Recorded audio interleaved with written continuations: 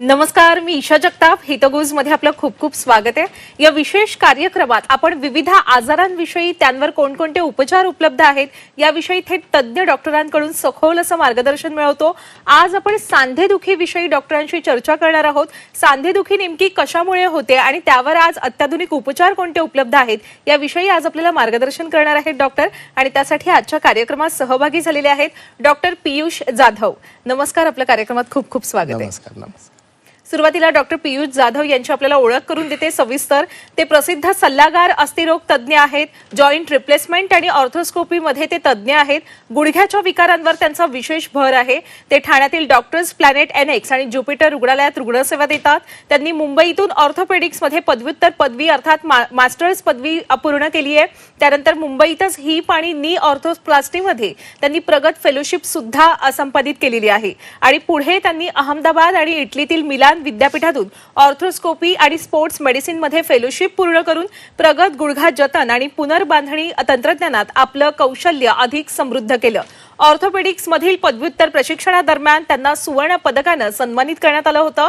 Doctor Jadhav यांची वैद्यकीय सेवा रोबोटिक आणि पारंपरिक गुडघा प्रत्यारोपण शस्त्रक्रिया तसंच क्रीडा दुखापतींसाठी ऑर्थोस्कोपिक लिगामेंट रिकन्स्ट्रक्शनसाठी समर्पित आहे. त्यांचा रुग्ण केंद्रित दृष्टिकोन हा पुराव्यांवर आधारित उपचारांद्वारे रुग्णांची गतिशीलता, कार्यक्षमता आणि जीवनमान सुधारण्यावर भर देतो. ऑपरेशन थिएटर पलीकडे डॉक्टर जाधव हे एक लेखक सुद्धा आहेत. त्यांचं नुकतंच प्रकाशित झालेलं पुस्तक the decision you keep delaying हे रुग्णांना गुडघ्याच्या सांधेदुखीबद्दल समजून घेण्यास आणि उपचारांबद्दल योग्य निर्णय घेण्यास मार्गदर्शन करतं. आता आपण अजिबात वेळ न दवडता त्यांच्याकडून मार्गदर्शन मिळवूया सांधेदुखीबद्दल. डॉक्टर, खरं तर सांधेदुखी म्हटलं तर त्याचं अगदी प्रमुख कारण जे समोर येतं ते म्हणजे संधिवात. त्यामुळे सुरुवातीला मला संधिवात, ज्याला इंग्रजीमध्ये म्हणतात आर्थरायटिस, तर हे संधिवात आर्थरायटिस म्हणजे नेमकं काय असतं तेच आम्हाला सांगा सुरुवातीला. आर्थरायटिस म्हणजे कुठल्याही सांध्याचा जो आजार आहे त्याला आपण आर्थरायटिस म्हणू शकतो, ज्यामध्ये लोकांना त्यांच्या सांध्यांचं दुखणं असेल, सूज असेल किंवा सांध्यामधली हालचाल कमी होणं, त्यालाच आपण आर्थरायटिस म्हणतो. हा आर्थरायटिस वेगवेगळ्या प्रकारचा असू शकतो, पण कॉमनली ऑस्टिओआर्थरायटिस हा आपल्याला बघायला मिळतो. बरं डॉक्टर, आर्थरायटिस म्हणजे काय हे आपण अगदी सोप्या भाषेत सांगितलेलं आहे. ऑस्टिओआर्थरायटिस म्हणजे काय असतं डॉक्टर? ऑस्टिओआर्थरायटिस हा वयानुसार होणारा जो आर्थरायटिस आहे, ज्यामध्ये बऱ्याच वर्ष आपण हा जो सांधा वापरत आहोत त्याच्यामुळे सांध्याला जे आवरण असतं ते झिजायला लागतं आणि त्या आवरणाच्या झिजण्यामुळे मग हाडावर हाड घासायला लागतं. या पर्टिक्युलर आर्थरायटिसला आपण ऑस्टिओआर्थरायटिस असं म्हणतो. अच्छा, आणि आणखी एक आर्थरायटिसचा प्रकार म्हणजे रुमॅटॉइड आर्थरायटिस, त्याविषयी सुद्धा सांगा डॉक्टर. रुमॅटॉइड आर्थरायटिस हा पूर्णपणे ऑस्टिओआर्थरायटिस पेक्षा एक वेगळा प्रकार आर्थरायटिसचा बघायला मिळतो. हा एक ऑटोइम्युन डिझीज आहे, ज्यामध्ये शरीरातल्या ज्या इम्युनिटीच्या पेशी आहेत त्याच आपल्या जॉईंटच्या अगेन्स्ट काम करतात आणि त्या जॉईंटला डॅमेज करतात. यातलं सगळ्यात महत्त्वाचं म्हणजे ऑस्टिओआर्थरायटिस हा युजली वयानुसार होतो, पण रुमॅटॉइड आर्थरायटिस जो आहे हा यंग पेशंट्समध्ये सुद्धा आपल्याला बघायला मिळतो. अच्छा, बरं, आपण वेगवेगळ्या आर्थरायटिस विषयी अर्थात संधिवाताविषयी सविस्तर अशी आणि सोप्या भाषेत समजेल अशी माहिती दिलेलीच आहे डॉक्टर. खरं तर कोणतंही दुखणं असेल, मग मोठ्यातला मोठा आजार असेल किंवा लहान आजार असेल, तो सहसा असा अचानकपणे उद्भवत नाही. त्याची काहीतरी सौम्य असतील किंवा अधिक असतील अशी लक्षणं आपलं शरीर आपल्याला देतच असतं. आर्थरायटिसची कोणती लक्षणं जाणवतात? आर्थरायटिस सुरू होत असताना त्या पर्टिक्युलर सांध्यामध्ये दुखायला सुरुवात होते. त्यानंतर काही पेशंट्सला दुखण्यासोबत सूज ही बघायला मिळते. सकाळी उठल्यानंतर त्या पर्टिक्युलर सांध्यामध्ये स्टिफनेस जाणवणं, पायरी चढायला उतरायला त्रास होणं. काही पेशंट्स जे आहेत त्यांच्यामध्ये गुडघा असेल तर त्या गुडघ्याला विशिष्ट पद्धतीचा बाक सुद्धा बघायला मिळतो. असे काही वेगवेगळे लक्षणं जे आहेत हे आपल्याला ऑस्टिओआर्थरायटिसच्या पेशंट्समध्ये बघायला मिळतात. अच्छा, आणि मग ते पेशंट जेव्हा तुमच्याकडे येतात तेव्हा तुम्ही त्याचं निदान कसं करता? निदान करण्यासाठी सगळ्यात महत्त्वाचं म्हणजे पेशंटची हिस्ट्री खूप महत्त्वाची आहे. त्याचबरोबर डॉक्टरांनी जे क्लिनिकल एक्झामिनेशन केलं जातं हे दोन खूप इम्पॉर्टंट फॅक्टर्स आहेत. त्यावरती पेशंटचा एक्सरे हा एक डायग्नोसिस करण्यासाठी सगळ्यात महत्त्वाचा वापरणारा टूल आहे. एक्सरे जो आहे तो पण स्टँडिंगमध्ये केलेला एक्सरेला व्हॅल्यू आहे. बरं, आता आपण उपचारांकडे वळूया. डॉक्टर, संधिवातावर नेमके कोणकोणते उपचार आज उपलब्ध आहेत? संधिवात उपचार पद्धतीवर जेव्हा आपण बोलतो त्यावेळेस जो आर्थरायटिस आहे किंवा पर्टिक्युलर ऑस्टिओआर्थरायटिसबद्दल बोलायचं झालं तर आपला आर्थरायटिस कोणत्या ग्रेडमध्ये आहे, कोणत्या स्टेजमध्ये आहे, त्यावरती ही ट्रीटमेंट अवलंबून असते. जर आर्थरायटिस हा अगदी ग्रेड 1मध्ये असेल तर मेडिसिन्स आणि फिजिओथेरपी ने सुद्धा आपण याला ट्रीटमेंट देऊ शकतो. ज्यावेळेस आर्थरायटिस हा सेकंड किंवा थर्ड स्टेजमध्ये जातो, अशा वेळेस मेडिसिन्स फिजिओथेरपीसोबत काही इंजेक्टेबल मेडिकेशन्स पण आहेत की जे देऊन आपण याला कंट्रोलमध्ये ठेवू शकतो. पण ज्यावेळेस तुमचा आजार हा ग्रेड 4 मध्ये जातो, त्यावेळेस मात्र मग नी रिप्लेसमेंट आणि अशा सर्जिकल इंटरव्हेन्शनची गरज पडू शकते. अच्छा डॉक्टर, तुम्ही ना मगापासून असं म्हणताय की कोणत्या पर्टिक्युलर जॉईंट मध्ये दुखतंय त्याच्यावर त्याचं निदान आणि उपचार अवलंबून असतात. बरं, पर्टिक्युलर जॉईंट मध्ये दुखतंय म्हणजे काय? मला तरी एवढी माहिती आहे की जॉईंट म्हणजे आपला सांधा, पण हा सांधा म्हणजे नेमका कोणता भाग असतो आपल्या शरीरात? सो शरीरामध्ये गुडघा जो आहे हा सगळ्यात कॉमनली अफेक्टेड जॉईंट आपल्याला ऑस्टिओआर्थरायटिसमध्ये बघायला मिळतो. सेकंड कॉमन जॉईंट हा हिप जॉईंट आहे, ज्याला आपण खुबा म्हणतो. सो हे दोन जॉईंट कॉमनली आर्थरायटिसमध्ये बघायला मिळतात. अच्छा, आता गुडघा बदलण्याची शस्त्रक्रिया याच्याविषयी आपण बोलूया, अर्थात नी रिप्लेसमेंट सर्जरी याविषयी मार्गदर्शन करा डॉक्टर. सो ज्यावेळेस ऑस्टिओआर्थरायटिसमुळे एखाद्या जॉईंटचं आवरण पूर्णपणे घासलं जातं, तर त्यावेळेस नी रिप्लेसमेंट सर्जरीमध्ये आम्ही हे घासलेल्या आवरणाला काढून त्या ठिकाणी मेटलच्या कॅप्स बसवल्या जातात आणि दोन्ही मेटल कॅप्सच्या एंडमध्ये एक हायली क्रॉसलिंक्ड अशी एक गादी जी आहे पॉलिइथिलीनची, ती आम्ही इन्सर्ट करतो. सो यालाच आपण नी रिप्लेसमेंट सर्जरी असं म्हणतो. अच्छा, आज जर आपण पाहिलं तर नी रिप्लेसमेंट सर्जरीमध्ये मुळात सर्व प्रकारच्या वैद्यकीय उपचारांमध्ये आता अत्याधुनिक उपचार आलेले आहेत आणि आजचा आपला विषयच आहे की सांधेदुखीवर आपण अत्याधुनिक उपचार पाहतोय. त्यामुळे आज आपण रोबोटिक शस्त्रक्रियेविषयी बोलूया डॉक्टर. ज्या पूर्वी पारंपरिक शस्त्रक्रिया केल्या जायच्या नी जॉईंट रिप्लेसमेंटसाठी, त्याच्यापेक्षा ही रोबोटिक शस्त्रक्रिया कशी वेगळी ठरते? सो रोबोटिक शस्त्रक्रियेमध्ये सगळ्यात महत्त्वाचे 3 पॉईंट्स असं मी नमूद करेल. पहिलं म्हणजे बेटर ॲक्युरसी. जी सर्जरी पूर्वी सर्जन करायचे त्याच्यामध्ये बेटर प्रिसिजन देण्याचं काम हे रोबोटिक सर्जरीमुळे आपल्याला बघायला मिळतं. सेकंड महत्त्वाचं म्हणजे पेशंट सेंट्रिक आणि पेशंट स्पेसिफिक आपण ही सर्जरी करू शकतो. One size fit for all हा जो कॉन्सेप्ट आहे हा आता पूर्णपणे बाहेर झालेला आहे. सो त्या पर्टिक्युलर पेशंटला ज्या पर्टिक्युलर सांध्याची गरज आहे ते आपण रोबोटिक नी रिप्लेसमेंट थ्रू त्या पेशंटला देऊ शकतो. सो रोबोटिकमुळे ह्या काही गोष्टी ज्या आहेत त्या आपण अगदी व्यवस्थित साध्य करू शकतो. अच्छा, आता आपण जरा खुब्याविषयी बोलूया, म्हणजेच हिप. डॉक्टर, खुब्याचा सांधा म्हणजे काय असतं? सो आपल्या मांडीचं हाड आणि पेल्विस याला जॉईंट करणारा जो जॉईंट आहे तो म्हणजे हिप जॉईंट आहे. हा एक बॉल अँड सॉकेट जॉईंट आहे आणि आपण चालणं असू देत, बसताना या जॉईंटचा सगळ्यात जास्त वापर केला जातो. अच्छा, आणि हा जॉईंट जेव्हा जोडायचा असतो म्हणजे त्याची शस्त्रक्रिया करायची असते, म्हणजे हिप जॉईंट रिप्लेसमेंट सर्जरी, ती कशी केली जाते? सो हिप जॉईंट रिप्लेसमेंट सर्जरीमध्ये 2 कंपोनंट आहेत की बॉल आणि सॉकेट. जेव्हा आपण म्हणतो त्यावेळेस आम्ही बॉल आणि सॉकेट दोन्ही पण गोष्टी चेंज करतो. बॉल जो आहे तो वेगवेगळ्या पद्धतीचा होऊ शकतो. सॉकेट जे आहे ते युजली मेटलचं असतं. आजकाल नवीन आधुनिक याच्यामुळे मेटलसोबत सिरॅमिक इम्प्लांटसुद्धा आपल्याला हिप रिप्लेसमेंटमध्ये बघायला मिळतात. अच्छा, बरं डॉक्टर, गुडघेदुखीचं समजू शकतो की गुडघेदुखी ही वयोमानानुसार येत जाते, ते दुखणं जडतच जातं, किंवा मग काही कुठे दुखापत झाली तरी सुद्धा गुडघेदुखीचा त्रास होऊ शकतो. पण खुबा बदलण्याची गरज का पडते बरं? त्याची कारणं काय असतात नेमकी? सो खुबा बदलण्याची गरज यासाठी पडते की खुबा सुद्धा आर्थरायटिक स्टेजमध्ये जाऊ शकतो. कधी कधी काही पेशंट्सला फ्रॅक्चर होतात, त्यानंतर सुद्धा हिप रिप्लेसमेंटची गरज पडते. एक पर्टिक्युलर टर्म आहे त्याला आम्ही अव्हस्क्युलर नेक्रोसिस ऑफ फिमर म्हणतो, ज्यामध्ये फिमर बोनचा जो बॉल आहे त्याचा ब्लड सप्लाय कमी होतो आणि तो ब्लड सप्लाय कमी झाल्यामुळे त्याचा जो गोलाकार आहे तो फ्लॅट व्हायला लागतो आणि मग आर्थरायटिस सुरू होतो. सो अशा पेशंट्समध्ये मग हिप रिप्लेसमेंटची गरज पडते. अच्छा, आणि खुब्याच्या शस्त्रक्रियेमध्ये नेमके कोणते इम्प्लांट्स वापरले जातात? सो खुब्यामध्ये शक्यतोवर आम्ही सिरॅमिकचे इम्प्लांट्स प्रेफर करतो. आजकाल सिरॅमिक च्या ऐवजी मेटल इम्प्लांट सुद्धा मार्केटमध्ये अवेलेबल आहेत. आता सर्वात महत्त्वाचा प्रश्न आहे डॉक्टर, म्हणजे गुडघ्याचा बदललेला सांधा असो किंवा खुब्याचा बदललेला सांधा असो, तो जो नवीन तुम्ही इम्प्लांट करता जो सांधा, तो नेमका कोणत्या धातूचा असतो आणि त्याचं आयुष्य किती असतं, किती काळ टिकू शकतो तो? सो युजली जे मेटल आपण म्हणतो ते कोबाल्ट क्रोमियमचं अलॉय वापरलेलं असतं आणि जे सिरॅमिकचे जॉईंट्स असतात ते सिरॅमिकने बनलेले असतात. आता याची लाईफ जर म्हटली एखाद्या कोणत्याही जॉईंटची, तर जे न्यूअर टेक्निक्समुळे जे काय मेटलर्जी आणि जे ट्रायबोलॉजी आम्ही म्हणतो आमच्या भाषेमध्ये, त्यामुळे जी जॉईंटची लाईफ आहे ते युजली 20 ते 25 वर्ष तरी मिनिमम आपण एक्सपेक्ट करू शकतो.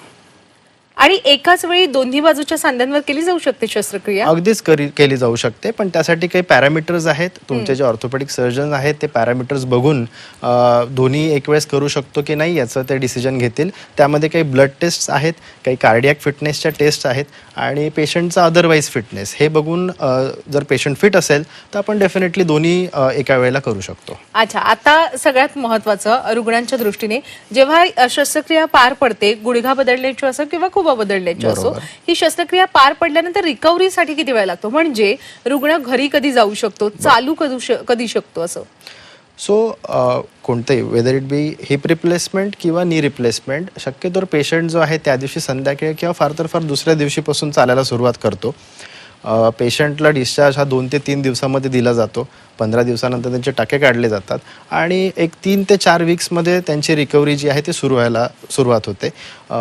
अगदी पूर्णपणे आपण बॅक टू नॉर्मल जर म्हटलं तर पेशंटला एक 2 ते 3 महिन्यामध्ये पेशंट त्यांच्या पूर्व स्टेजला जाऊ शकतो की ज्यावेळेस ते अगदीच व्यवस्थित आहेत अशा स्टेजला जायला 2 ते 3 महिने लागू शकतात. म्हणजे रुग्ण बरा होण्याच्या कालावधीमध्ये फिजिओथेरपीची भूमिका किती महत्वाची असते? जेव्हा आपण एखादी सर्जरी प्लॅन करतो तर सर्जनचं काम अगदी 1 ते 1.5 तासाचंच असतं, पण फिजिओथेरपी हा एक खूप इम्पॉर्टंट रोल प्ले करतो. फिजिओथेरपी जी आहे इनिशियल टाईममध्ये पहिले 15 दिवस, पहिले काही 2 ते 3 आठवडे जी फिजिओथेरपी आहे ती तुम्हाला इनिशियल तुमची रेंज परत आणून देणार आहे आणि त्यानंतरचे जे सस्टेन फिजिओथेरपी आहे ती मात्र पेशंटला आम्ही सांगतो की बरेच काळपर्यंत तुम्ही करत राहिली पाहिजे. सो फिजिओथेरपीचा हा खूप इम्पॉर्टंट असा रोल कोणत्याही नी किंवा हिपच्या शस्त्रक्रियेनंतर असतोच. अच्छा, बरं, सगळी फिजिओथेरपी वगैरे पार पडल्यानंतर एक साधा प्रश्न विचारते डॉक्टर, की रुग्ण खरंच आधीसारखं म्हणजे मांडी घालून तो तासनतास जमिनीवर बसू शकतो का? सो याचं उत्तर मी थोडं वेगळ्या पद्धतीने देईन की जर थेरॉटिकली म्हटलं तर हो, पेशंट मांडी घालून बसू शकतो, पण या उत्तर मी सांगेल की आम्ही पेशंटला सांगतो की जमिनीवर बसू नका किंवा मांडी घालून जास्त वेळ बसू नका, कारण की जो इम्प्लांट आपण टाकलाय त्याचं सुद्धा एक लाईफ आहे. सो ज्याला आपण जितकं जास्ती वापरणार आहोत त्याचं लाईफ पण कमी होऊ शकतं. हा, अगदी येस. आणि अगदीच फार तर फार घरामध्ये काही पूजा आहे त्यावेळेस अगदीच खाली बसायचं असेल तर गरज असेल तर ते definitely they can do it. असं नाहीच बसू शकत असं काही नाहीये, पण आम्ही शक्यतो सांगतो की जेवढं तुम्ही त्या सांध्याला वाचवाल तेवढाच तो सांधा तुमच्यासोबत टिकणार. आता तुम्ही सांगता त्यांना की जमिनीवर बसू नका, पण मग खुर्चीवर जरी बसायचं झालं तरी ते तासनतास बसू शकतात? अगदीच बसू शकतात. खुर्चीवर बसण्यासाठी कसल्याही पद्धतीचं काही रेस्ट्रिक्शन नाहीये. खुर्चीवर ते तासनतास नक्कीच बसू शकतात. अच्छा, म्हणजे ते दूरचा प्रवास करू शकतात, परदेशात जाऊ शकतात? येस. ट्रॅव्हलिंग, ड्रायव्हिंग, खाली बसणे, उठणे, पायरी चढ उतर, ह्या ज्या बेसिक नॉर्मल ऍक्टिव्हिटीज आहेत या शस्त्रक्रियेनंतर सगळ्याच ते अगदी व्यवस्थित करू शकतात. खेळ खेळू शकतात? खेळ खेळण्यासाठी पर्टिक्युलरली सांगायचं तर पेशंटचं वय किती आहे, तो आधी किती ॲथलेटिक होता त्याच्यावरती डिपेंड करते की ते खरंच पुढे खेळू शकतात का. जर एखादी पेशंटने पूर्वी काही खेळ खेळलेलाच नाहीये, त्याचे मसल टोंडपच नाहीयेत आणि सडनली ते जर खेळायला निघालेत तर कदाचित त्यांना त्रास होऊ शकतो. सो खेळू शकतात, बट इम्पॅक्टफुल गेम्स आम्ही शक्यतोवर त्यांना खेळायला परवानगी नाही देणार. अच्छा, बरं डॉक्टर, आता ना वैद्यकीय क्षेत्रात किती प्रगती झाली आहे, विज्ञान किती पुढे गेले आहे हे तुम्हाला माहित असेल, पण रुग्णांना ते माहित नसेल. असं बऱ्याचदा होत असेल ना की अगदीच तुम्हाला ते गैरसमज वाटावे असे प्रश्न रुग्णांकडून येत असेल. अजूनही कोणते मिथ्स ज्याला आपण म्हणतो गैरसमज आहेत गुडघ्या बदलण्याच्या शस्त्रक्रियेविषयी सुद्धा आणि खुबा बदलण्याच्या शस्त्रक्रियेविषयी सुद्धा?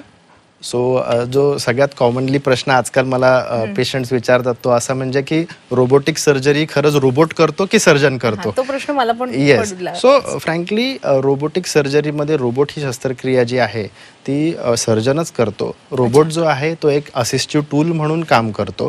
तो सर्जनला रिअल टाईममध्ये जे कट्स प्लॅन केलेले आहेत ते दाखवण्याचं काम तो रोबोट करत असतो. सो सर्जरी जी आहे ती सर्जनच करणार आहे आणि रिहॅबिलिटेशन जे आहे म्हणजे फिजिओथेरपीचा जो पार्ट आहे तो पेशंटला करावाच लागणार आहे. सो रोबोटिक सर्जरी ही रोबोट करतो असं बिलकुलही नाहीये. अच्छा, म्हणजे तंत्रज्ञानाच्या सहाय्याने डॉक्टरच ती शस्त्रक्रिया करतात. पण शस्त्रक्रियेचे फायदे काय असतात डॉक्टर? जसं मी आता थोड्या वेळापूर्वी बोललो की अॅक्युरसी वाढते, पेशंट स्पेसिफिक आपल्याला सर्जरी वाढते म्हणजे काय? सो सपोज एखादी सर्जन आहे की ज्याला बऱ्याच वर्षांचा अनुभव आहे, तो 99% प्रिसिजनने काम करत असेल तर रोबोटिकच्या सहाय्याने ते प्रिसिजन अजून वाढून आपण 100% पर्यंत नेऊ शकतो. आणि जे कट्स त्याने प्लॅन केलेले आहेत ते रिअल टाईममध्ये तो सर्जन त्याच ठिकाणी ऑपरेटिव्ह टेबलवरतीच कन्फर्म करू शकतो. सो हा एक बेनिफिट रोबोटिक सर्जरी सर्जन्सला देतो बेसिकली. अच्छा. पूर्वी ना म्हणजे जितकं मी वाचलंय त्यानुसार पूर्वी जेवढी शस्त्रक्रियेमध्ये कापला जायचा भाग तेवढे आता टाके बसत नाही डॉक्टर, हे खरं आहे का? सो कोणतीही शस्त्रक्रिया करत असताना जेवढं इन्सिजन किंवा जेवढे आपल्याला घ्यावं लागणार आहे ते मात्र तेवढं घ्यावंच लागतं. त्यामध्ये काही वेगळे असे फेरबदल नाही आहेत. पण आजकाल आम्ही टाकेविरहित सर्जरी ज्याला म्हणतो, सो त्याच्यामध्ये मोनोक्रिलचा वापर करून आपण ते सर्जरी करू शकतो. बरं. आणि डॉक्टर, आपण स्पोर्ट्समध्ये झालेल्या इंजुरीजवर सुद्धा उपचार करता. Yes. शालेय विद्यार्थी खेळता खेळता पडला किंवा कॉलेजच्या विद्यार्थ्याला एखादा अपघात झाला, मग त्याच्यावर कोणती शस्त्रक्रिया पार पडली जाते गुडघ्यावर? येस. सो युजली शाळेतले जे मुलं आहेत जे कोणत्याही स्पोर्टिंग ॲक्टिव्हिटीमध्ये असताना त्यांना शक्यतोर गुडघ्यामधल्या ACL ह्या लिगामेंटचे टेअर्स, कधी कधी जे आपल्या गुडघ्यामध्ये खुर्च्या असतात ज्याला आम्ही मेनिस्कस म्हणतो, याची जेव्हा टेअर होतात त्यावेळेस आम्ही दुर्बिणीद्वारे हे ACLचं रिकन्स्ट्रक्शन आणि मेनिस्कसचं रिपेअर या सर्जरीज खूप कॉमनली करतो. बरं. डॉक्टर, गुडघा बदलण्याची शस्त्रक्रिया म्हणजे पूर्ण गुडघा बदलला जातो की जेवढा भाग झिजलाय तोच बदलला जातो? सो जेवढा भाग झिजला जातो तेवढाच आपण बदलतो. एक सिंपल एक्झाम्पल द्यायचं तर डेंटल कॅप्स जसे असतात की आपला दात तसाच असतो, आपण कॅप वरून लावली जाते. सिमिलर वेमध्ये जो भाग झिजलाय त्याला आम्ही कट करून तो काढून टाकतो व जी कॅप आहे मेटलची ती आपण इन्सर्ट करतोय बोनच्या दोन्ही बाजूला. पण टोटल नी रिप्लेसमेंट सर्जरी काय असते? सो टोटल नी रिप्लेसमेंट सर्जरीमध्ये नी जो जॉईंट आहे, जो गुडघा आहे आपला, तो मांडीच्या हाडापासून पायाचं हाड आणि आपली वाटी. सो जेव्हा आम्ही टोटल नी रिप्लेसमेंट म्हणतो त्यावेळेस दोन्ही मेन हाडांचे जॉईंट्स तर चेंज केलेच जातात, त्याचबरोबर जी वाटी आहे तिला पण रिसर्फेस केलं जातं.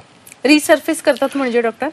जो वाटीचा घासलेला भाग आहे त्याला पण आपण आम्ही कट करून त्याच्यावरती नवीन आतल्या बाजूने ना? Yes, आतल्या बाजूने. बरं, हे असं टोटल नी रिप्लेसमेंट. याला total आणि knee. Partial knee replacement? So partial knee replacement हा एक अजून एक वेगळा भाग आहे की ज्यामध्ये काही पेशंट जे यंग आहेत की ज्यांच्यामध्ये फक्त त्यांच्या दोन्ही गुडघ्यांपैकी फक्त एकच कप्पा झिजलेला असेल, तर अशा केसेसमध्ये मग आम्ही पार्शियल नी रिप्लेसमेंट म्हणजे तेवढाच फक्त एकदा कप्पा जो आहे तो रिप्लेस करतो. जो कप्पा चांगला आहे त्याला आम्ही हात लावत नाही. अच्छा. मग अशी ना गुडघ्याची शस्त्रक्रिया पार पडल्यानंतर मी विचारलं तुम्हाला की रुग्ण खाली बसू शकतो का, खुर्चीवर बसू शकतो का? बरोबर. पण जेव्हा हिपची शस्त्रक्रिया होते म्हणजे खुब्याची शस्त्रक्रिया होते त्यानंतर मग अगदी पूर्वीसारखं बसू शकतो पेशंट? येस, अगदी पूर्वीसारखा बसू शकतो. आमचे बरेच पेशंट्स आहेत की जे मांडी घालून बसतात. बरेच पेशंट गावाकडचे असतात, सो त्यांना खाली बसणं अनिवार्य असतं, त्यांना खाली बसावंच लागतं. सो आमचे बरेच पेशंट्स आहेत की जे ऑपरेशन नंतर सुद्धा मांडी घालून बसतात. पण तरी परत मी तेच सांगेन की खाली बसता आलं तरी खाली बसू नये, जॉईंटची लाईफ वाढवण्यासाठी. येस, बरोबर आहे. गावाकडचे रुग्ण येतात तुमच्याकडे असं आपण सांगितलं, असे पण रुग्ण असतील की आम्हाला पुन्हा शेतात जाऊन काम करायचं असं म्हणत असतील? अगदीच अगदीच. बरेच असे पेशंट्स आहेत की जे शेतामध्येच काम करतायत, बरेच वर्षानुवर्ष त्यांना त्रास आहे.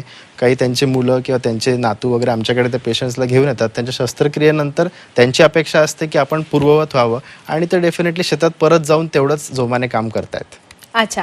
डॉक्टर, इतके वर्ष तुम्ही आज रुग्णसेवा करताय, एखादा अनुभव सांगाल की म्हणजे रुग्णाकडून तुम्हाला दररोज समाधान ते व्यक्त करत असतील, तुम्हाला थँक्यू म्हणत असतील, पण एखादा अनुभव असा जो लक्षात राहिला की ती केस? येस. सो माझ्याकडे एक इसम आले होते, त्यांचं एज अराउंड 58-60 असेल. ते नियरिंग रिटायरमेंटमध्ये होते आणि त्यांना आयुष्यामध्ये त्यांना बाहेर देशात जाऊन एक ट्रिप करण्याचं त्यांचं फार एक इच्छा होती. नी प्रॉब्लेममुळे त्यांना ही ट्रिप बरेच वर्ष करता आली नाही आणि मग रिटायरमेंट नंतर ज्यावेळेस त्यांनी माझ्याकडून नी रिप्लेसमेंट करून घेतली आणि ज्यावेळेस ते बाहेर देशात परदेशात जाऊ शकले ट्रिपसाठी, तर त्या पेशंटने तिथून मला व्हिडिओ कॉल करून दाखवलं की डॉक्टर, आज तुमच्यामुळे मी हा प्रवास करू शकलो. आणि तो खरंच एक क्षण माझ्यासाठी खूप आनंदाचा. ऐकायलाच मला फार आनंद झाला की इतका छान तो क्षण असेल त्यांच्या आयुष्यातला. आणि खरं तर तुम्ही त्यांना एक नवं जीवन दिलं, एक नवा अनुभव घेण्याची संधी मिळवून दिली. खरं तर आज ना कितीही प्रगत झालेलं असलं विज्ञान किंवा अत्याधुनिक उपचार आलेले असले तरी शस्त्रक्रिया म्हटलं तरी कोणालाही धडकी ही भरतेच. आणि मला वाटते शस्त्रक्रिया मग ती गुडघ्याची असो किंवा कुठलीही असो, लोक तिच्यापासून पळ काढतात आणि मग ते दुखणं वाढत जातं. मला वाटतं याच्यावरच आधारित तुम्ही पुस्तक लिहिलंय, the decision you keep delaying. काय म्हणत होतं हे पुस्तक लिहिताना डॉक्टर? सो खरं सांगायचं तर याची प्रेरणा अशी की 2 वर्षांपूर्वी माझ्या आईचं नी रिप्लेसमेंट केलं. अच्छा. त्यावेळेस घरात वावरत असताना तिला जे त्रास होत होते ते मी अगदी जवळून बघितले. सो त्यावेळेस मी माझ्या मनात एक विचार आला की ह्या ज्या पेशंटच्या स्टोरीज आहेत त्यात जर आपण आपल्या पेशंट्सला जर त्यांच्या समोर देऊ शकलो आणि ते जर रिलेट करू शकले तर मग त्यासारखं त्याहून चांगलं काही होऊ शकणार नाही. कारण की मनामध्ये भीती, इतर लोकांकडून ऐकलेले जे काय मिसकन्सेप्शन्स असतात, मिथ्स असतात, ते लोक निगेटिव्हिटी घेऊन वावरत असतात.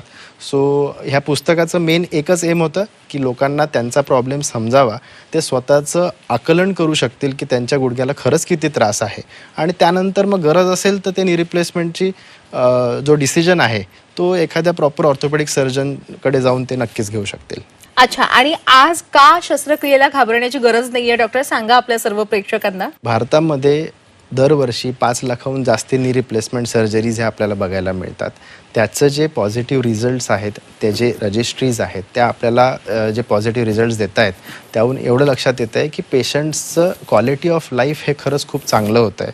आजकालचे जे ॲडव्हान्स टेक्नॉलॉजी आहे, ॲडव्हान्स्ड इम्प्लांट्स आहेत आणि सर्जनची जी स्किल आहे यामध्ये जो डेव्हलपमेंट झालेली आहे, त्यामुळे आता नी रिप्लेसमेंट किंवा हिप रिप्लेसमेंट सर्जरीजला घाबरण्याचं असं काही कारण नाही आहे. पेशंटची रिकव्हरीसुद्धा फास्ट आहे.